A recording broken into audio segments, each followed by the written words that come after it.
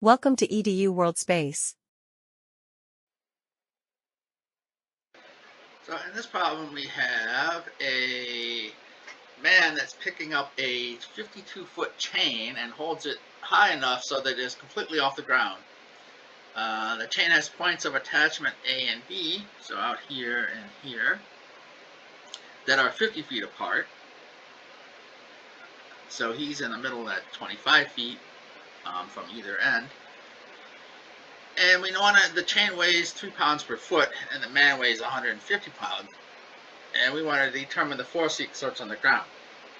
We also know that because he's lifted it just so that these ends come off the ground, that the tangent to the curves, or the tangent, is in the horizontal direction, which means that the force is also in the horizontal direction, so that the entire weight is being carried by the guy here.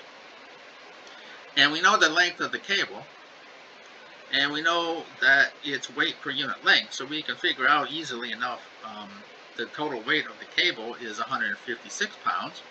So he's basically lifting up his own, a little more than his own weight, so the force on the ground is roughly double his weight, or 306 pounds. So that part of the calculation is pretty easy once we realize that there's no vertical forces out here, which is actually kind of interesting. It is a little bit unintuitive, but you can think that the cable is can only have forces if it's basically perfectly flexible, as a chain would be.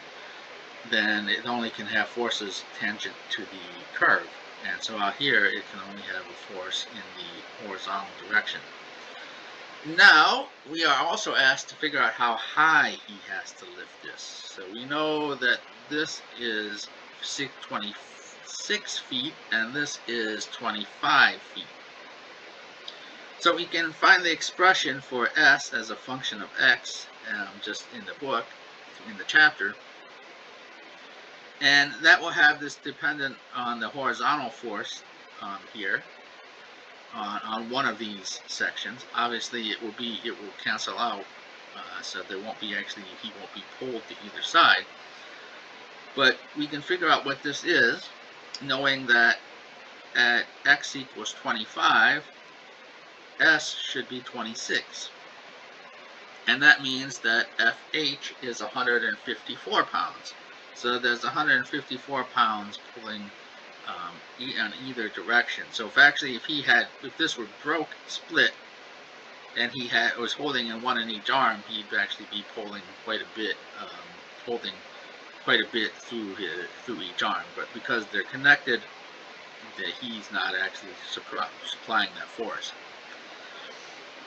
So we can then write down the equation for Y, the shape of the curve, and we know everything in here, so now that we know FH, we can plug that in, and we can plug in X is 25 feet, and we get that he has lifted this cable up 6.2 feet.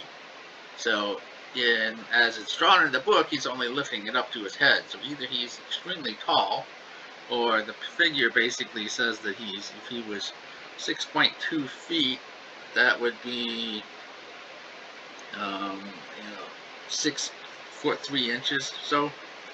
And so if he was put it on his head, he'd still be pretty tall to get it up that high.